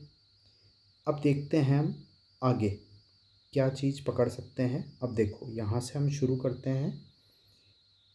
जो अब बात करते हैं हम राजस्थान को हमने जिन भूभागों में बांटा था, उसमें देखो ये वाला जो भाग है, ये वाला जो भाग था, ये भाग कौन सा हुआ। देखो, सबसे पहले हमने क्या बांटा कि भाई ये वाला जो भाग है, ये वाला हिस्सा, ये वाला हिस्सा, ये कौन सा है, अरावली का, अरावली। और अरावली के इधर वाला ये जो पूरा भाग है, ये पूरा, ये क्या है, मरुस्थल है, रेगिस्तान, रेगिस्तान, ठीक है, थार का, थार मरुस्थल, ये वाला हिस्सा। अब इस थार के मरुस्थल को दो भागों में डिवाइड किया गया है। ये जो लाइन है, ये लाइन इसको ऐसे दो भागों में बांटती है। इस लाइन को बोलते हैं 25 डिग्री वर्षा रेखा, 25 डिग्री वर्षा रेखा। तो ये 25 डिग्री वर्षा रेखा रेतीला शुष्क प्रदेश बोलती है, सबसे ज़्यादा शुष्क है। मतलब केवल 25 डिग्री वर्षा ही होती है यहाँ पे, 20 से 25 डिग्री वर्षा। तो इस भाग को शुष्क प्रदेश बोला है, शुष्क, रेतीला शुष्क प्रदेश। और ये रेतीला शुष्क प्रदेश जो है, इसको भी दो भागों में बांटा गया है। एक तो बालू का स्तूप युक्त प्रदेश और एक बालू का स्तूप मुक्त प्रदेश। तो मुक्त प्रदेश जो है वो ये है, इतना सा जैसलमेर का एरिया जिसमें ज़्यादा है। यहाँ पे हमें मिलता है, बालू का स्तूप नहीं मिलता है तो क्या मिलता है हमें, हमादा। हमादा, हमादा क्या है, पथरीला भाग है, जहाँ पे पत्थर होगा, मिट्टी नहीं होगी, उसे हमादा बोलेंगे। तो ये वाला जो हिस्सा है नक्शे में आपको दिख रहा है, जैसलमेर का ज़्यादा है और थोड़ा सा बाड़मेर का भी है और बीकानेर का भी है। तो ये बालू का स्तूप मुक्त प्रदेश है, जहाँ पे बालू का स्तूप नहीं पाए जाते, वहाँ पे क्या पाया जाता है, हमादा। क्लियर। और ये वाला जो हिस्सा है, ये, इसको लाइन को बोलते हैं 25 डिग्री वर्षा रेखा, रेतीला शुष्क प्रदेश, यहाँ पे पाया जाता है ये वाला हिस्सा। और फिर बाद में जो ये वाला हिस्सा बच गया पूरा, इसको बोला अर्ध शुष्क प्रदेश, अर्ध शुष्क प्रदेश। और ये जो अरावली है, अरावली को बोलते हैं 50 डिग्री वर्षा रेखा। अरावली 50 डिग्री वर्षा रेखा, मतलब जो रेगिस्तान है वो यहाँ तक तो 25 डिग्री वर्षा रेखा, और इससे आगे अरावली तक 50 डिग्री वर्षा रेखा। दो रेगिस्तान को भी दो भागों में बांटा है। कैसे बांटा है? जलवायु के हिसाब से। तो देखिए, मैं आपको है ना एक बहुत इंटरेस्टिंग बात बताता हूँ, अच्छी बात बताता हूँ। क्या बात है कि आपके एक क्वेश्चन आएगा एग्ज़ाम में। देखो, एक क्वेश्चन आएगा बहुत बढ़िया। राजस्थान के भू भाग को राजस्थान के भू आकृतिक प्रदेश को कितने भागों में बांटा है और किस हिसाब से बांटा है, किस आधार पर बांटा है? आधार बताना आपको। बांटा है तो हमने कैसे बांटा है राजस्थान को? सबसे पहले आप देखेंगे राजस्थान में क्या मिलता है हमें। पर्वत, पर्वतमाला, पर्वत। कौन से पर्वत? अरावली। क्लियर? फिर इसके बाद में यहाँ पे पठार, हाड़ौती। फिर हाड़ौती से नीचे यहाँ पे मिलते हैं हमें मैदान। और फिर मैदान के बाद में यहाँ पे हमें मिलते हैं मरुस्थल। ठीक है, मरुस्थल। ये चार भाग इस हिसाब से बांटे हैं। तो देखो, ये पहला, दूसरा हाड़ौती और तीसरा मैदान, ये तीन भाग जो है, इन तीन भागों को बांटा गया है उच्चावच के आधार पर। कैसे बांटा गया है? उच्चावच के आधार पर। इनको बांटा है उच्चावच के आधार पर। और जो मरुस्थल है, उस मरुस्थल को आपने बांटा है जलवायु के आधार पर। किसके आधार पर? जलवायु के आधार पर। मरुस्थल को कैसे कैटेगराइज किया है? जलवायु के आधार पर, वर्षा रेखा के आधार पर। बहुत कम वर्षा जहाँ पे होती है, जलवायु जहाँ की अच्छी नहीं है, उस प्रदेश को हमने क्या नाम दिया है? मरु। लेकिन उच्चावच मतलब ऊंचाई के हिसाब से, ऊंचाई के हिसाब से सबसे ऊंचा भाग पर्वत, थोड़ा कम ऊंचा भाग पठार, और सबसे कम ऊंचा भाग मैदान। ये चीज़ हमने कैटेगराइज की है। तो अब देखो, ऊंचाई को कैसे नाप रहे हैं हम? समुद्र तल से ऊंचाई, समुद्र तल से ऊंचाई। तो जो 900 मीटर से ऊंचा भाग है, 900 मीटर से ऊंचा भाग है, उसे हमने क्या बोला है? पर्वत। और जो 300 मीटर के आसपास या 300 मीटर से ऊपर है, उसे हमने बोला है पठार। और मैदान जो 150 मीटर ऊंचाई तक है, 150 मीटर, 150 मीटर, उन्हें हमने क्या क्या बोला है? मैदान। और मैदान और मरुस्थल की ऊंचाई तो सिमिलर ही है, लेकिन इनको तीनों को, पर्वत, पठार और मैदान को, किस हिसाब से हमने बांटा है? उच्चावच, मतलब समुद्र तल से ऊंचाई के हिसाब से बांटा है। लेकिन मरुस्थल को किस हिसाब से बांटा है हमने? जलवायु के हिसाब से। अब देखो क्वेश्चन क्या आएगा कि कौन से भूभाग को जलवायु के आधार पर बांटा है। ठीक है, ऑप्शन ए ऑप्शन होगा आपके अरावली, बी ऑप्शन होगा आपके हाड़ौती, सी ऑप्शन होगा आपके मैदान, और डी ऑप्शन होगा आपके मरुस्थल। तो यहाँ पे आप फटाफट से क्या टिक कर देंगे? मरुस्थल। जलवायु के हिसाब से किसको बांटा है?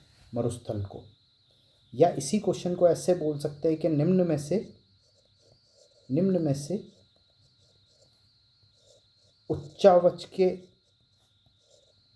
आधार पर, उच्चावच के आधार पर किसे नहीं बांटा है, किसे नहीं बांटा है, उच्चावच के आधार पर किसे नहीं बांटा है। तो इसको उच्चावच के आधार पर बांटा है, इसको भी उच्चावच के, इसको भी उच्चावच के, मरुस्थल को उच्चावच के आधार पर नहीं बांटा है, तो यहाँ पे भी डी ऑप्शन सही होगा। तो इस टाइप से आपको पढ़ाई के साथ में ये भी सोचना होगा कि क्वेश्चन किस टाइप का बन सकता है, और हम क्वेश्चन के लिए तैयार रहें। तो एग्ज़ाम में क्वेश्चन इस टाइप से बन सकते हैं, मतलब जलवायु के आधार पर किसे बांटा गया है, मरुस्थल को। उच्चावच के आधार पर किसे बांटा गया है, अरावली, हाड़ौती और मैदान को। तो क्वेश्चन आ जाएगा निम्न में से उच्चावच के आधार पर किसे नहीं बांटा है, तो आप आंसर देंगे मरुस्थल को। क्लियर। ये सिंपल सिंपल सी बातें हैं, अगर आप ऐसे पढ़ेंगे तो राजस्थान ज्योग्राफी बहुत इंटरेस्टिंग है। इसके बाद अब इंटरेस्टिंग बात और करते हैं। अब हम चलते हैं राजस्थान के भौतिक प्रदेश। तो राजस्थान के भौतिक प्रदेश, तो राजस्थान को हमने बांटा है 4 भागों में। 4 भागों का मैं आपको नाम बताता हूँ, आप कमेंट करके बताइएगा ये नाम आपने पहले कभी सुने हैं या नहीं सुने हैं। मरु, फिर आ गया अपना मेरु, फिर आ गया अपना मैदान, और फिर आ गया अपना माल। तो राजस्थान के 4 भौतिक प्रदेश है। कितने? 4। पहला है मरु, मेरु, मैदान और माल प्रदेश।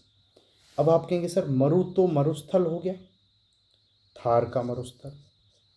कितना है ये? 40% केवल मरुस्थल है राजस्थान में। कितना परसेंट? और सॉरी, 40% तो जनसंख्या वहाँ पे निवास करती है। मरुस्थल वो तो बाद में बात करेंगे अपन, चलिए अभी तो देख लेते हैं। मरु मतलब थार, रेगिस्तान। अब आपने ये मेरू नाम पहली बार सुना होगा। मेरू मतलब क्या है? मेरू मतलब है अरावली। मेरू मतलब अरावली, पर्वतीय भाग। मैदान तो आपने सुन ही रखा है, पूर्वी मैदान राजस्थान का। तीसरा भाग, चौथा भाग कौन सा है? माल मतलब हाड़ौती प्रदेश। तो आपके एग्ज़ाम में अगर ऐसे लिखा आ जाता है तो आपको कंफ्यूज नहीं होना है, मरु, मेरू, मैदान और माल। तो राजस्थान जो है वो 4 एम से मिलकर के बना है। बस आपका ज्योग्राफी ख़त्म। 4 एम से मिलकर के बना है। पहला एम कौन सा है? मरु, मेरू, मैदान और माल। क्या याद करना है आपको? मरु, मेरू, मैदान और माल। माल मतलब हाड़ौती, मैदान मतलब पूर्वी मैदान, मेरू मतलब अरावली और मरु मतलब मरुस्थल। सिंपल। अब इसको अपन और अच्छे से समझते हैं। देखिए, ये हमारा राजस्थान का भाग हुआ। राजस्थान का नक्शा कुछ ऐसा सा ही है, तो उस हिसाब से हम बनाते हैं।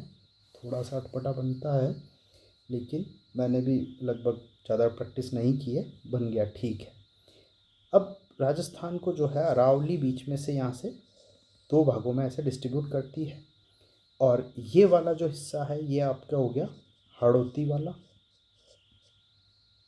ये हिस्सा आपके हो गया मैदान वाला, ये हिस्सा आपके हो गया अरावली का, और ये हिस्सा जो हो गया आपके ये हो गया मरुस्थल का। अब देखिए मरुस्थल कौन सा है, तो आप कहेंगे सर उत्तर पश्चिमी मरुस्थलीय प्रदेश,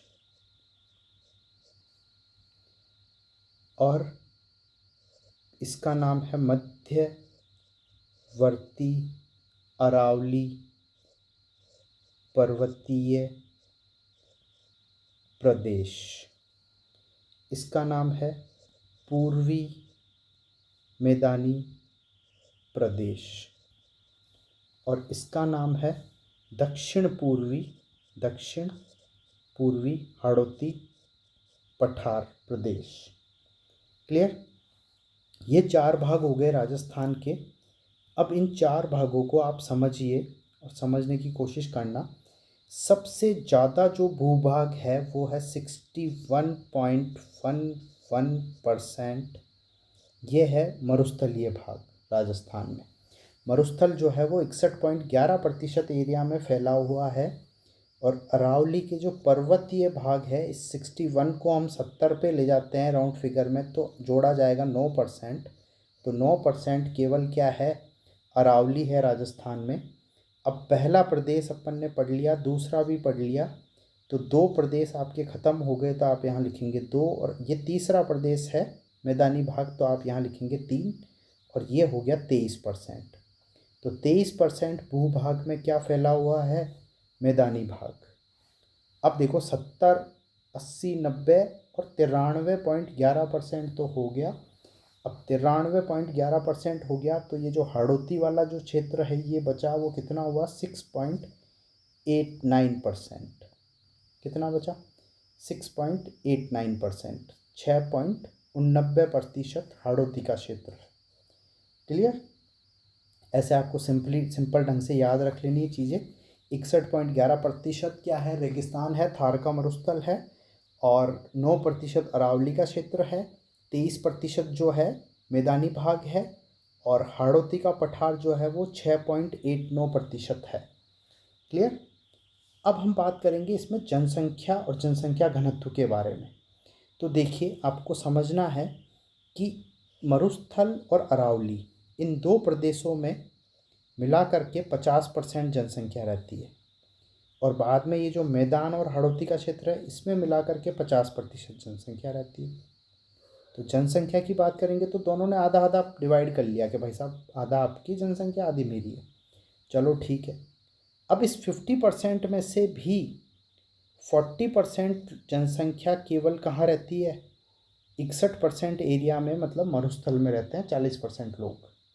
मरुस्थल में कितने परसेंट लोग रहते हैं, 40%। तो 50 में से 40 गए, तो पीछे अरावली में कितना बचा, 10%। तो 10% लोग अरावली में रह गए। और अब आगे यहाँ पे 50% लोग बचे हैं। उन 50% में से जो है 39%, 39% लोग जो है वो इस 23% भाग में, मतलब मैदानी भाग में रहते हैं, 39% लोग। और पीछे बच गए 11% लोग। कितने, 11% लोग। तो 11% लोग कहाँ रहते हैं, वो रहते हैं इस 6.89% एरिया, मतलब हाड़ौती के पठार में 11% लोग रहते हैं। अब इस पे क्वेश्चन क्या आता है कि घनत्व का आता है, जनसंख्या घनत्व सबसे ज़्यादा कहाँ है, जनसंख्या घनत्व सबसे ज़्यादा कहाँ है। तो एक तो आता है, बात आती है सर्वाधिक जनसंख्या घनत्व, और एक आता है न्यूनतम जनसंख्या घनत्व, न्यूनतम। तो सर्वाधिक और न्यूनतम। तो सर्वाधिक जनसंख्या घनत्व कहाँ दिख रहा है आपको, तो आप कहेंगे सर देखो, सर्वाधिक जनसंख्या घनत्व कहाँ दिख रहा है आपको, तो उसके लिए हम देखेंगे कि सर सर्वाधिक जनसंख्या घनत्व जो है वो है मैदान में। मतलब देखो 23% हिस्से में 39% यहाँ के बराबर, 61% हिस्से में केवल 40% लोग रह रहे हैं, और यहाँ पे 23%, 60 से 1/3 हिस्से में 39% लोग रह रहे हैं।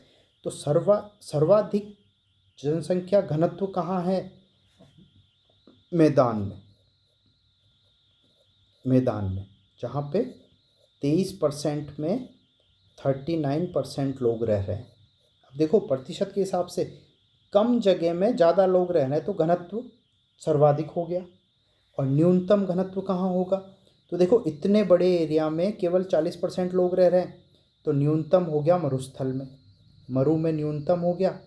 कैसे कि सर 61.11% भूभाग में 40% लोग रह रहे हैं केवल, तो यहाँ पे ये न्यूनतम हो गया जनसंख्या घनत्व, और ये सर्वाधिक जनसंख्या घनत्व मैदानों में, और न्यूनतम जनसंख्या घनत्व मरुस्थल में। समझ आ गई बात आपको। तो यहाँ से आपको काफ़ी सारी अच्छी अच्छी बातें अब तक समझ आई होगी। और अब आगे अपन बात करते हैं, देखिए फिर से इसका आप स्क्रीनशॉट ले लीजिए या नोट कर लीजिए, साथ साथ में कॉपी पेन लेके नोट कीजिए, तो आपको मज़ा आ जाएगा। ऐसी ज्योग्राफी आपने कभी पढ़ी नहीं होगी। अब हम बात करते हैं फिर से, देखो क्या है कि राजस्थान जो है, मतलब ये अपना मान लो राजस्थान है ना, ये अपना राजस्थान है। तो इस राजस्थान को एक तो अपन यहाँ पे एक लाइन खींच देते हैं ऐसे, और एक यहाँ पे ये हम बना देते हैं अपनी अरावली, और ये मैदानी भाग हो गया, ये हाड़ौती हो गया, ये मैदानी हो गया, ये हाड़ौती हो गया, ये अरावली हो गया, और ये अपना मरुस्थल हो गया, मरु भाग। क्लियर। और अब हम यहाँ पे क्या पढ़ने जा रहे हैं उसको आप ध्यान से देखिए। तो ये जो लाइन हमने खींची है यहाँ से यहाँ तक, ये क्या है, ये लाइन है 25 डिग्री वर्षा रेखा। क्या लाइन है ये, 25 डिग्री, सॉरी, वर्षा रेखा। ठीक है, ये वाली लाइन कौन सी है, 25 डिग्री वर्षा रेखा। तो इस 25 डिग्री वर्षा रेखा के अंदर जो ये आता है, ये आता है शुष्क प्रदेश। इसको बोलते हैं पश्चिमी रेतीला शुष्क मैदान, पश्चिमी रेतीला शुष्क मैदान, शुष्क मरुस्थल बोलते हैं इसको। और इधर इससे आगे ये जो लाइन है ये है 50 डिग्री वर्षा रेखा। 50 डिग्री वर्षा रेखा वाले एरिया को क्या बोलते हैं, इसको अर्ध शुष्क प्रदेश, है ना, या इसको अपन बांगड़ प्रदेश भी बोलते हैं। क्या बोलते हैं, बांगड़ प्रदेश। क्लियर। तो ये जो अब देखो इस पूरे मरुस्थल की यहाँ से यहाँ तक जो लंबाई है वो है 300 किलोमीटर। कितनी है, मरुस्थल की लंबाई है, चौड़ाई, सॉरी ये चौड़ाई है 300 किलोमीटर, और जो लंबाई है मतलब यहाँ से यहाँ तक ये जो लंबाई है, ये लंबाई कितनी है 640 किलोमीटर। तो देखो ये लगभग डबल है, 300 से डबल 640 किलोमीटर। ठीक है। तो सबसे कम वर्षा 25 डिग्री, मतलब इस एरिया में, इसको शुष्क बोल रहा है, शुष्क मतलब यहाँ पे वर्षा कम होती है। फिर यहाँ पे थोड़ी सी ज़्यादा वर्षा होती है, 50 डिग्री वर्षा रेखा बोल दिया। ठीक है। तो यहाँ पे थोड़ी वर्षा अधिक, वर्षा थोड़ी सी अधिक। फिर मैदान में तो वर्षा अधिक, नदियाँ भी है, सब कुछ है, तो ये एरिया तो कोई दिक्कत नहीं है। तो यहाँ पे आपको बात समझ में आई। शुष्क अब मरुस्थल प्रदेश को जो अपन ने ऊपर मरुस्थल प्रदेश पढ़ा जो 61% था, इस 61% वाले मरुस्थल को भी हमने दो भागों में बांटा है, एक तो शुष्क प्रदेश और एक अर्ध शुष्क प्रदेश। शुष्क प्रदेश का मतलब क्या है, जो 25 डिग्री वर्षा रेखा, जहाँ पे 25 डिग्री तक कम वर्षा होती है उसको शुष्क प्रदेश बोल दिया, बिल्कुल सूखा। और 50 डिग्री वर्षा होती है 25 से 50 के बीच में, उसको अर्ध शुष्क बोल दिया, बांगड़ प्रदेश, वहाँ पे थोड़ी वर्षा हो रही है। समझ पा रहे हो आप बात को। तो ये चीज़ हो जाएगा। अब ये जो एरिया है इसका 1,75,000 किलोमीटर स्क्वायर एरिया पे है ये फैला हुआ पूरा। ठीक है। तो ज़ीरो से ये हो जाएगा। अब बात करेंगे हम राजस्थान की उत्पत्ति और राजस्थान का विस्तार और राजस्थान का भौतिक प्रदेश और राजस्थान का भू आकृतिक प्रदेश और राजस्थान के अक्षांश देशांतर विस्तार, और ये सब हमने पढ़ लिए। एक चीज़ जो मैं बताना आपको भूल गया, वो चीज़ ये है कि हम अब बात करेंगे राजस्थान की स्थिति के बारे में। किसकी बात करेंगे, स्थिति की, राजस्थान की स्थिति। पहले तो हम बात करेंगे राजस्थान की स्थिति विश्व के सापेक्ष। तो पूरे विश्व को हमने दो भागों में बांटा, ये 0 डिग्री देशांतर और ये 0 डिग्री अक्षांश। भूमध्य रेखा, विषुवत रेखा, इक्वेटर, और ये 0 डिग्री देशांतर, प्रधान याम्योत्तर, प्रधान मध्याह्न और जीएमटी लाइन। और जो हमारा ये भूमध्य रेखा है, फिर इसके ऊपर ये 23.5 डिग्री कर्क रेखा यहाँ से निकलती है, 23.5 डिग्री कर्क रेखा। तो यहाँ पे जो है हमारा भारत जो है वो यहाँ पे है, इस जगह पे ऐसे बसा हुआ भारत। ये यूँ करके, और ये हमारा भारत है। क्लियर? तो ये भारत है। तो भारत भूमध्य रेखा से ऊपर है और कर्क रेखा भारत के बीच में से निकलती है और राजस्थान के नीचे से टच करके, तो यहाँ पे राजस्थान हो गया। अब देखो, ये है उत्तर, ये है पूर्व, ये है दक्षिण और ये है पश्चिम। तो हमारा जो राजस्थान हुआ वो पड़ता है उत्तर पूर्व में। कहाँ पड़ता है? उत्तर पूर्व में। किस में? ग्लोब में या विश्व में? विश्व के नक्शे में या ग्लोब में जब आप देखोगे तो राजस्थान की या भारत की स्थिति क्या आती है? उत्तर पूर्व। कौन सी स्थिति आती है? उत्तर पूर्व। क्लियर है? उत्तर पूर्व स्थिति आती है सबसे पहली बात। और फिर बाद में जब हम बात करेंगे आगे, समझ में आ गया? विश्व के सापेक्ष राजस्थान या भारत की स्थिति क्या है? उत्तर पूर्व। फिर हम बात करेंगे जो है एशिया महाद्वीप के सापेक्ष। तो एशिया महाद्वीप को हमने बीच में से दो टुकड़ों में बांटा। एशिया महाद्वीप के हिसाब से देखा जाए तो जो हमारा भारत देश है वो यहाँ पड़ता है एशिया में, ऐसा कुछ इस जगह पे, ऐसे यहाँ पे भारत है। तो राजस्थान कहाँ हुआ? राजस्थान हुआ ये यहाँ पे। क्लियर? इस जगह पे एशिया में। तो अब देखो, ये उत्तर, ये पूर्व, ये दक्षिण और ये पश्चिम। तो राजस्थान की स्थिति एशिया में, एशिया के नक्शे में अगर आप देखेंगे तो एशिया के हिसाब से, एशिया के सापेक्ष राजस्थान की जो स्थिति बनती है वो बनती है दक्षिण पश्चिम। क्या स्थिति बनती है? दक्षिण पश्चिम। क्लियर? और अब हम देखेंगे भारत के सापेक्ष। तो भारत के बीच में यहीं पे लाइन खींच देते हैं एक, ये लाइन तो है ही। तो ये हो गया यहाँ पे पूर्व, ये हो गया पश्चिम, ये हो गया उत्तर और ये हो गया दक्षिण। तो अब भारत के हिसाब से राजस्थान कहाँ है? यहाँ पे। तो ये कहाँ आ गया? उत्तर पश्चिम। तो भारत के हिसाब से, भारत के हिसाब से राजस्थान कहाँ आएगा भारत के नक्शे में?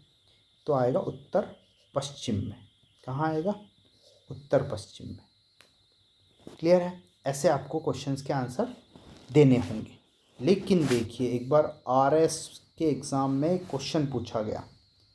कहाँ पूछा गया? आरएस के एग्ज़ाम में क्या क्वेश्चन पूछा गया कि राजस्थान के संदर्भ में असंगत कौन सा है? असंगत है। ऑप्शन देखिए, ए ऑप्शन है ईशान कोण, बी ऑप्शन है आग्नेय कोण, सी ऑप्शन है नैऋत्य कोण और डी ऑप्शन है आपके वायव्य कोण। तो अब ये क्वेश्चन आ गया आरएस के एग्ज़ाम में। अब बताइए कि राजस्थान के संदर्भ में असंगत कौन सा है? तो देखो, अब हम बात करेंगे, अब आपको पता ही नहीं है ईशान कोण कौन सा है, आग्नेय कोण कौन सा है, नैऋत्य कौन सा है और ईश वाक्तव्य कौन सा है।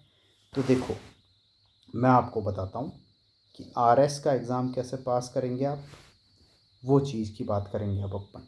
ये हो गया उत्तर, ये हो गया दक्षिण, ये हो गया पूर्व, ये हो गया पश्चिम। पहले तो आपको चार दिशाएं पता होनी चाहिए।